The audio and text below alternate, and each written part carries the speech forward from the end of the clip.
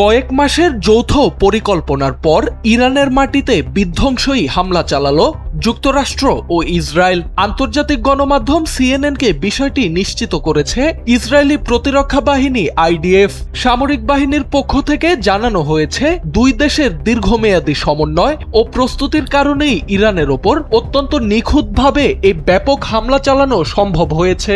এই অভিযানের মূল লক্ষ্য হল ইরানের সামরিক শক্তিকে ব্যাপকভাবে ধ্বংস করা এবং ইসরায়েলের জন্য তৈরি হওয়া যে কোনো অস্তিত্ব সংকটের হুমকিকে চিরতরে নির্মূল করা। সিএনএন জানায়, ইসরায়েলের প্রথম পর্যায়ের লক্ষ্যবস্তুর মধ্যে ছিল ইরানের ব্যালিস্টিক ক্ষেপণাস্ত্র এবং সেগুলো উৎক্ষেপণের সরঞ্জাম।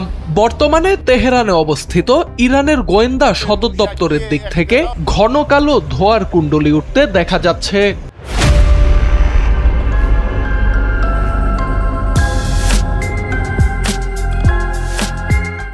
আইডিএফ আরও জানায়, এই মুহূর্তেও ইসরায়েলি বিমান বাহিনীর যুদ্ধ বিমানগুলো নিখুঁত গোয়েন্দা তথ্যের ভিত্তিতে ইরান জুড়ে বিভিন্ন সামরিক লক্ষ্যবস্তুতে আঘাত হেনে চলেছে। পরিস্থিতি বিবেচনায় প্রয়োজন অনুযায়ী এই অভিযান আরও দীর্ঘ হতে পারে বলে কঠোর হুঁশিয়ারি দিয়েছে আইডিএফ।